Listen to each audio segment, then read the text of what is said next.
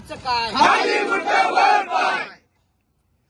आपला बिडू गेल्या 8 दिवसापूर्वी या विभागाचे आयुक्त यांना आम्ही निवेदनाच्या माध्यमातून आमच्या शेतकऱ्यांच्या, दिव्यांगाच्या आणि या छत्रपती संभाजीनगर जिल्ह्यातील महानगरपालिका, जिल्हा परिषद, कलेक्टर ऑफिस यांच्याबद्दल सर्वांच्या आम्ही मागण्या या आयुक्त साहेबांना मांडलेल्या आहे।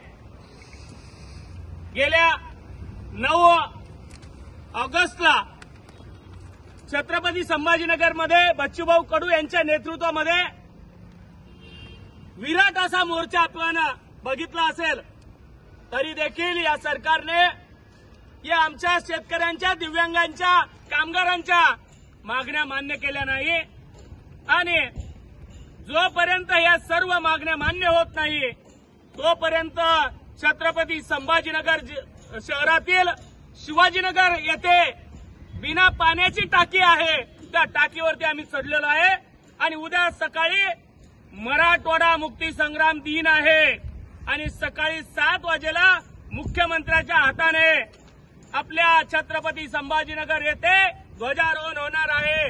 पण मुख्यमंत्री साहेब आणि देवेंद्र फडणवीस साहेब, अजित दादा, जर या छत्रपती संभाजीनगर आणि मराठवाड्यातील प्रश्न मार्गी लागले नाही तर झेंडा फडकवायच्या अगोदर आम्ही सर्व मावळे या पाण्याच्या टाकीहून उड्या मारल्याशिवाय राहणार नाही। जिंदाबाद! जिंदाबाद!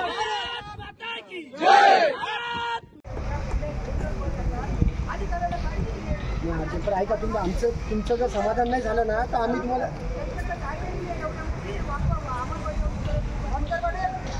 तुम्ही माझ्यासाठी ऐका, फक्त दोघं जण या, फक्त दोघं जण।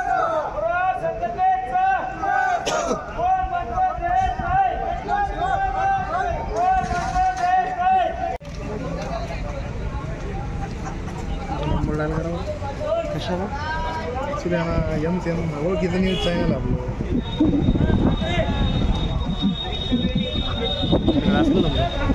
पैकी 2-3 कोण असतील महत्वाचे व्यक्ती त्यांनी खाली येऊन चर्चा करावी। सगळ्यांना नम्र विनंती आहे, कोणी जीव धोक्यात घालून कृती करू नये, खाली यावे आणि अधिकाऱ्यांशी चर्चा करावी। अधिकारी या ठिकाणी या लागलेले आहेत की थोडंसं थांबा तुम्ही, आमची विनंती आहे। बाकी कार्यकर्त्यांना तुम्ही बोलवू नका ही आमची विनंती आहे। आमचे एसीपी साहेबांनी सगळ्या वरिष्ठ अधिकाऱ्यांशी बोललेले आहेत, जबाबदार अधिकारी येत आहेत, तर त्यामुळे प्लीज अधिकाऱ्यांना बोलवू नका।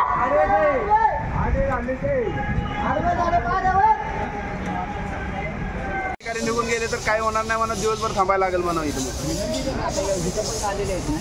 म्हणजे तुम्हाला तेवढं पण जर नसेल अधिकाऱ्यांचे हे, तर मग कसं बोलवतील तुम्हाला कोण चर्चेला नंतर? समाधान झालेलं झाल्यानंतर मग आपण त्यांना खाली बोलू आपण। असं हे बरोबर नाही, आता अधिकाऱ्यांना हे एवढं